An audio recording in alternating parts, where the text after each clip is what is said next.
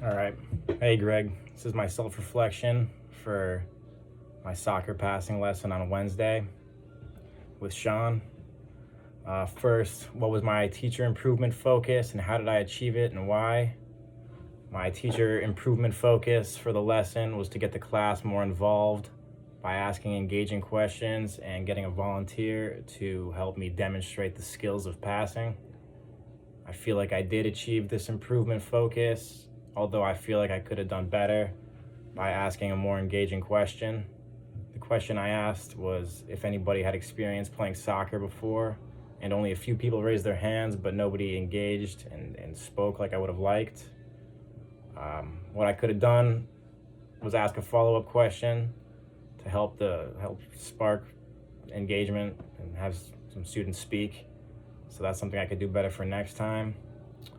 When it came to the demonstration, I had Colby come up and show the class how to pass with the correct form. So in the end, I did achieve that goal, but I could have done better with the engagement. Next, what do I want to do to focus on improving next time? In my next class, I would focus on engaging with the class while they're playing my game. I feel like when they were in the middle of playing my game, I was not talking very much. I was more focused on seeing if the game was working how I wanted it to. Next time I could work on giving the class tips and critique students if their form's not correct. Also, I could do better giving positive feedback while the students are doing something well. Another thing I'd focus on in my next teaching experience is to get the class more engaged in the beginning, like I said earlier, just by asking better questions that I can get a response from instead of just getting hands raised, and spark a discussion. What did my partner do well? My partner Sean did a good job in the beginning of the class by talking to the class and covering the objectives, including the psychomotor, cognitive, and affective learning objectives, as well as going over safety to make sure no students got hurt during our lesson. I think Sean also did a good job of having the class engaged during his game, because during his game he had the students say their names before they passed.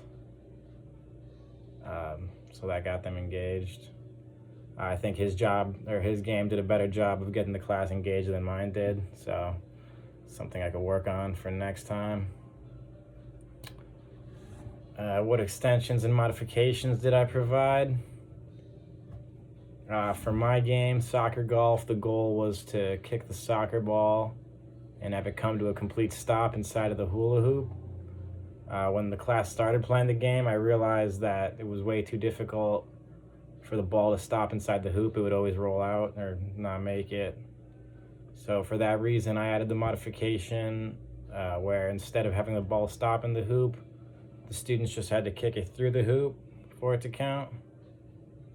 After I implemented this modification, the class got noticeably more competitive because they all knew they had a chance to win now, rather than before when nobody could get anything and there was really no competition. For the extension I had planned, in case it worked how I wanted it to, I would have just moved the hoops back, make the distance longer, but turned out I didn't need it because it was too difficult in the first place. What made my lesson a games-based approach? Obviously, what made my lesson a games-based approach is the fact that we played games, and besides a brief introduction and demonstration, the main thing we did was play games. Instead of me spending time explaining to the class how the skill works and how to do it, they actually had the chance to go try it for themselves, get actual real experience with it, instead of just trying to understand it. This way they were more engaged in the skill and focusing on getting better at it instead of just being bored and not listening to me if I was just trying to explain it. Lastly, did the students achieve the learning objectives we wrote? I think the students did achieve the learning objectives we wrote. Our first was the psychomotor objective. which was saying how students will be able to effectively pass the ball and receive the ball with the correct form. I think they did achieve this from the 2 games that we had in play.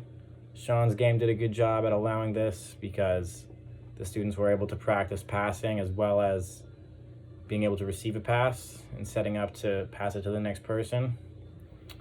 My game allowed the students to basically just practice kicking the ball with accuracy. There was no receiving passes, but overall both games allowed them to achieve this objective. For the cognitive objective, the goal was for the students to be able to explain why passing is important in an actual game scenario, and I think this was achieved because now they know that making effective and accurate passes will allow their team to be able to set up to score, which is the whole point. So the final effective objective was for students to be able to effectively pass between teammates, which will set them up to score, and I think this was achieved because both games involved passing with accuracy, and Sean's game was passing to actually a different person, which is more like passing to a teammate. So yeah, that's my reflection. Thanks, Greg. See you Monday.